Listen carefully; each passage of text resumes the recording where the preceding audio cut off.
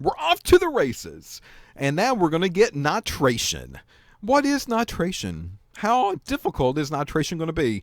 I mean, I'm getting kind of worried because the nomenclature system was just like a little blurp, and then it was over. And then we get to the first reaction of benzene, and you're telling me that the only thing we got to do is just slap on the halogen, and that's it? And then it was bloop, it was over. And then we get to nitration. Nitration's got to be way more difficult, right? Okay, well, let's take a look at nitration. So with nitration, we're going to take a benzene because remember, this is how we're going to start every single time. And when we nitrate, well, our nitrate source is a very common source that we use all the time, and this is nitric acid. Nitric acid is going to be used in this reaction. Well, nitric acid needs a little bit of help, and that little bit of help is going to come from just a smidge of sulfuric. Sulfuric helps out the nitrate to form a positive charge, and that positive charge is what will go on to that benzene in the substitution reaction. And what we end up getting is a benzene, and then off of this benzene, you know what I'm going to do. We have a hydrogen, and I'm going to tell you to take your eraser and get rid of it.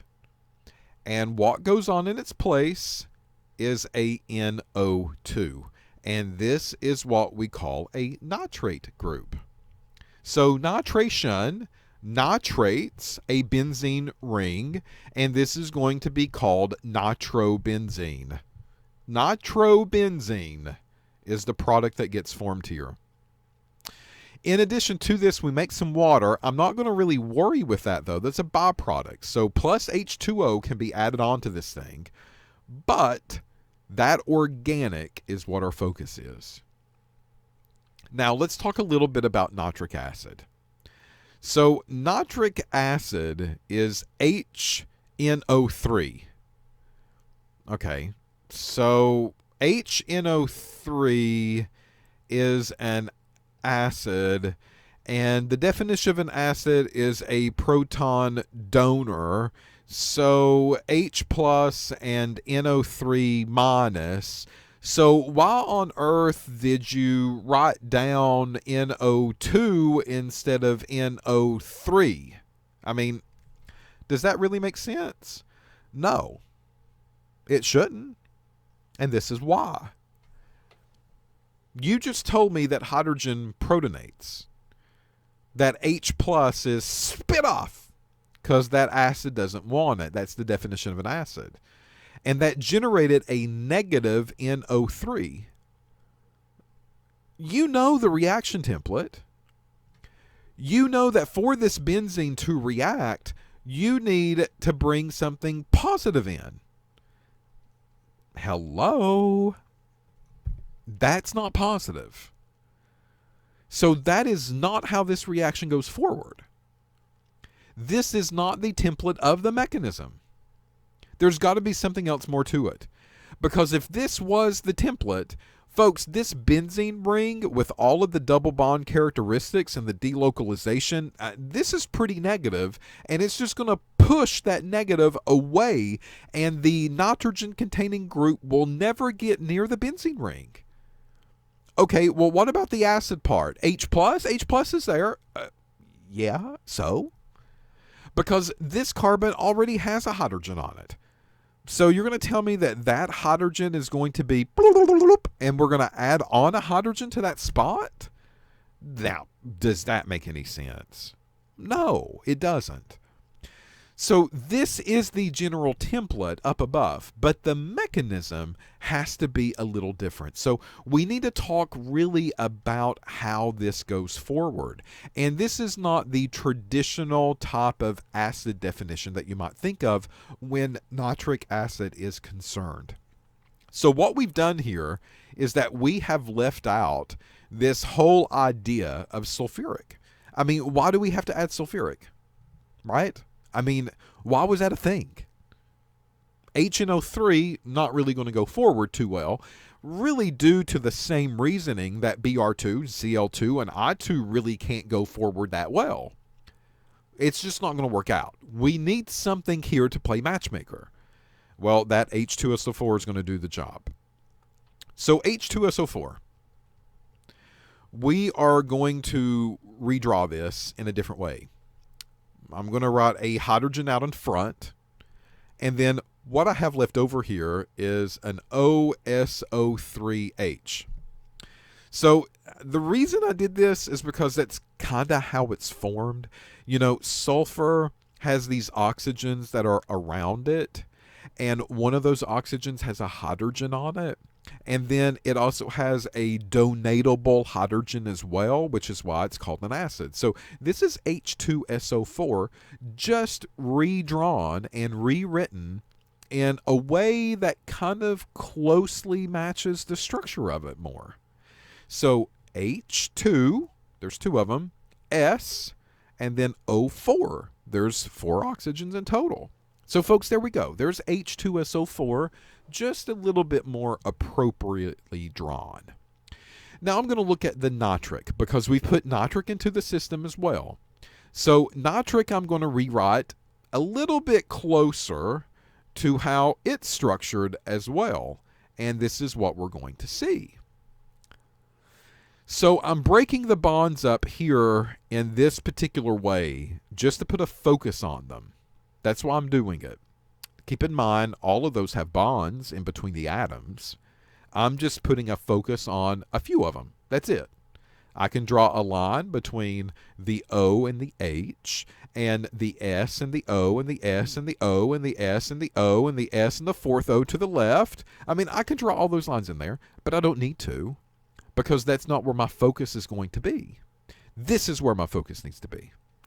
All right, so there's the structure of nitric acid and sulfuric acid, just rewritten in a way that makes sense as far as the mechanism goes. Now, why do you say that? Well, let me show you. This oxygen has some free pairs of electrons, just like all of the oxygens really do, but we're going to put a focus on that. And this is a negative source, right? This is a negative entity, and my mechanism starts at negative sources, and I need to point it to something positive. Well, sulfuric is going to provide that positive, because sulfuric is going to be acting as an acid in this case, which is why I singled out the hydrogen here to the left. So this mechanism, the oxygen's going to come in with its big old floppy electrons, and it says, hey, I've got some electrons to give away, people. Who wants them? And this hydrogen says, I do. So we see an arrow that points there. All right, so there's the first step of the mechanism. This OH group is attracted to the proton that the sulfuric acid will give off. Well, it's going to rip that proton off. It's going to rip it away. Sulfuric's okay with that. It wanted to get rid of that trashy hydrogen anyway. It didn't need it around. That's the definition of an acid. Sulfuric acid is an acid. The name says it. So if it rips the hydrogen off, what do we do with these electrons right here? Well, those electrons get shoved into that SO3OH group. That's where they go. Well, that group I'm going to rewrite as HSO4 minus at this point. And whee! Goes away. Don't really need that to hang around. It's not really going to take part in the reaction at all. It's going to help regenerate the catalyst because, look, I'm one hydrogen away, aren't I? I'm one hydrogen away to H2SO4. And then we would regenerate the catalyst, which by definition is a true catalyst. It gets regenerated and it gets put back into the reaction. So in this reaction, there's a byproduct. That we're not going to worry with anymore. Now what we have is this oxygen that has the hydrogen that it just now picked up, still on that NO2 group. The problem is that the formal charge of oxygen here is wonky. Now, this is going to go back to Chem 251. We're going to talk about formal charges. Let's talk about formal charges. Bring it, right? This oxygen typically has 6 valence electrons. That's from the periodic chart. That's how we start off with formal charge. 6 valence. That's the group number. 1, 2, 3 from the bonds. 4, 5 from the dots. 6 minus 5 is a 1. So that means that this oxygen is a positive charge. That's exactly what we saw in every single alcohol reaction that we've done, right? The oxygen is protonated. Bam! We give it a black eye. That's just what we did here. Okay? That's what we did. I mean, I can look at this as an OH group, right? And I bammed it. And I get a hydrogen on it. I gave it a black eye. I made it uglier. And what happens when I made it uglier? It becomes a positive charge. And that positive charge turns into a very good leaving group. And that oxygen says, I don't want anything to do with you anymore. You made me ugly. And then it takes those bonds, which is the electrons, and woof, away it goes to make water. That's H2O. But if it took these electrons, and I need to probably draw that in red, that's what they like to do with mechanisms. If they take the electrons from that bond and they break that bond, that forms an NO2 group, but it's now electronless. So that NO2 group now becomes positive. We have ripped the electrons away, and the water did it when water formed and became a leaving group and left that molecule. It wasn't going to take the abuse anymore. After it was ugly, it took it and ran. So this forms the NO2, and this NO2 is what we call the nitronium ion. And folks, this could not happen without the catalyst. And that catalyst is right here, and that's sulfuric acid. So the nitronium ion will be the Y positive piece, and that will go on and substitute for a hydrogen to give me the nitro group that is on the benzene at that point. The mechanism is all the same from that point on. Again, go back to the template. You'll know exactly what to do with that template. The Y piece goes on. It breaks the double bond. The carbon says, okay, we've got a base. That base is going to have to come in. What's the base? What's the base? Well, look, HSO4. That's the negative piece, the Z piece that came in and ripped the hydrogen off. It's going to go somewhere. And when it does, that H and the HSO4 come back together, and we make H2SO4 all over again. And that's the definition of the catalyst. All right? So that's how this process takes forward.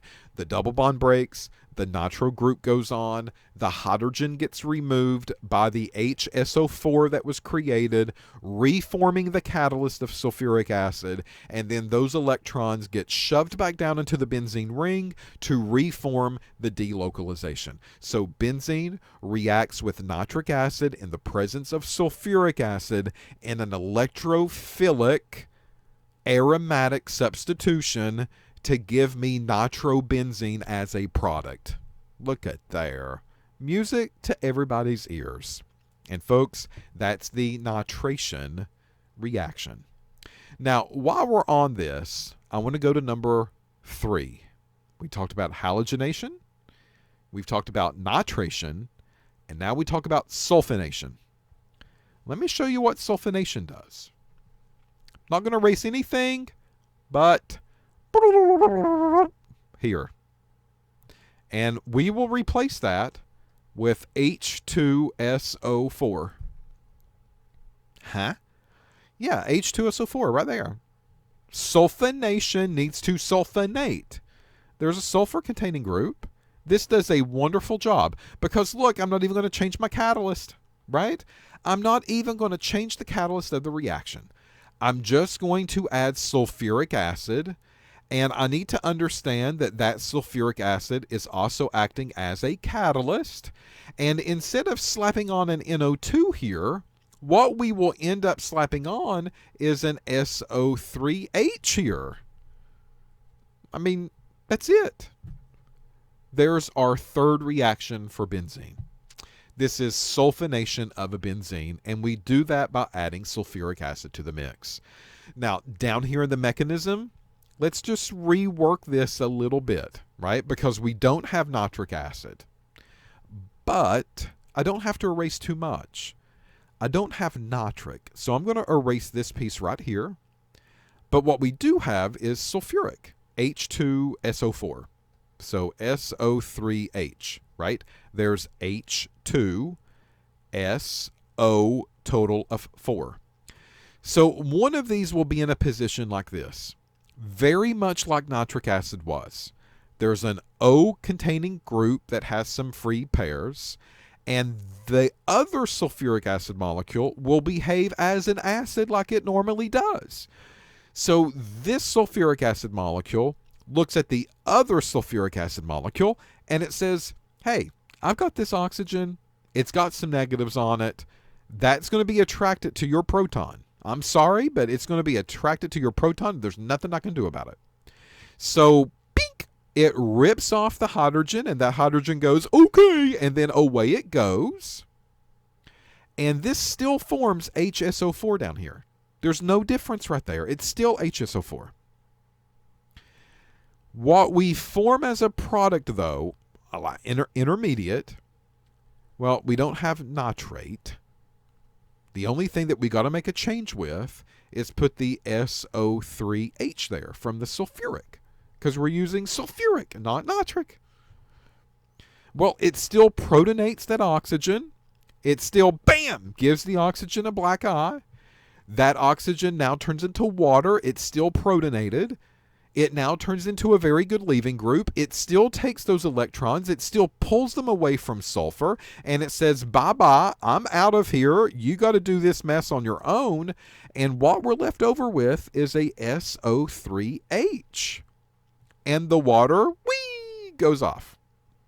Well, of course, this is not called a nitronium ion. All right? It's not nitro-containing group. Instead, it's called a sulfonium ion. And there you go, folks. There's the mechanism. Almost identical to nitration.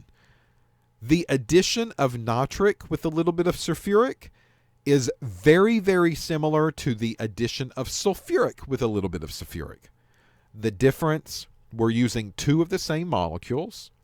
One is acting like a base almost by accepting the proton onto that oxygen with the electrons that I'm focused on. The other one is acting as the acid because it's donating the proton to solution. And that's how we do it, folks. So there is your third reaction in the benzene world. And this third reaction is the sulfonation of benzene. The addition of sulfuric on sulfuric.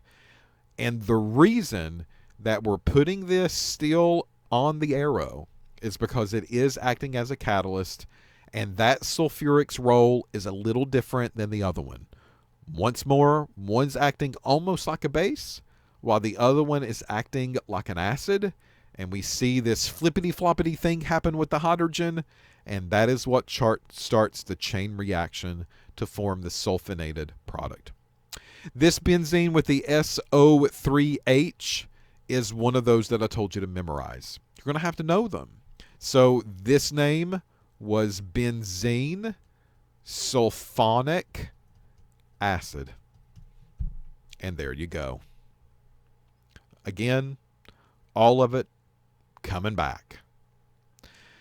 The issue here, though, one of the things I want to say before I end the video out, is benzene sulfonic acid has a pKa of -6.5. A pretty strong acid. Remember, pKa was the value, pH value, where the hydrogen or the molecule would spit the hydrogen off. So that means at a pH of -10, it's going to keep the hydrogen. At pH of -8, it keeps the hydrogen. At pH of -2, we're now above it.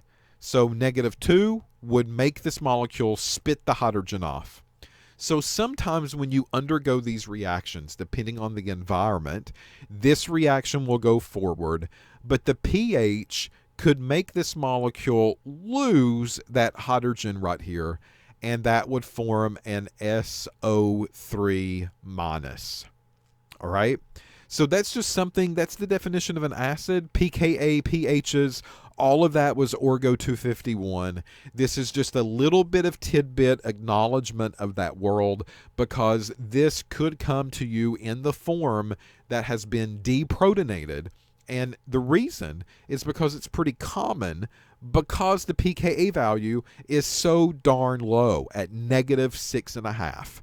So no matter really what we do here, that molecule could be deprotonated.